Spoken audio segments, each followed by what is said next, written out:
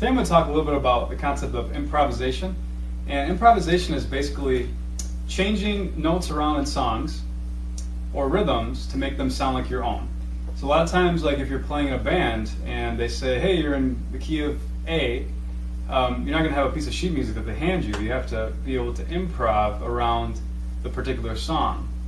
So this is certainly something that takes practice and time, especially if you've been doing classical music or you've been used to reading the notes. This is going to be something that is going to take some time to develop.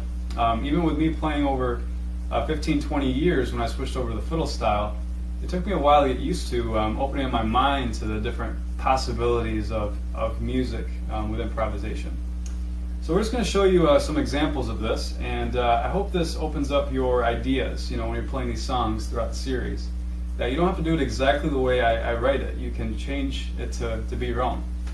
So skip to my loo. It can be played very basically just like this.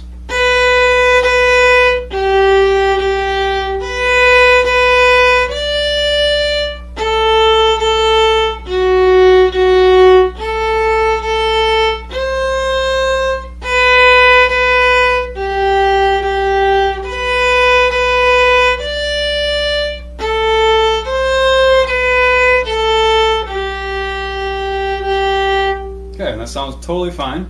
It's just the bass notes. Now I could add in some eighth notes in there. I can even add some different notes. I'm kind of playing around with the bass notes. Like I could, let's say I have a third finger, I could add in maybe a 4 to a 3 real quick, like a little grace note. And there's different notes that might sound good along with the particular bass notes. So let me just give you an example. So I'm going to play, do a little bit of improvisation with that song.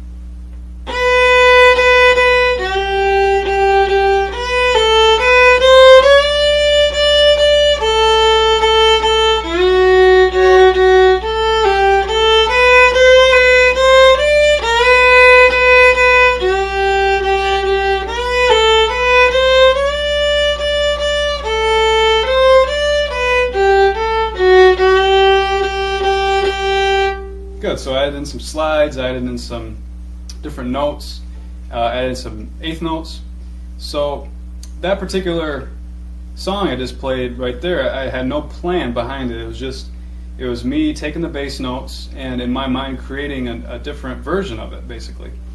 So this certainly takes some time, but just start off by maybe adding in some eighth notes here and there and seeing if it sounds good.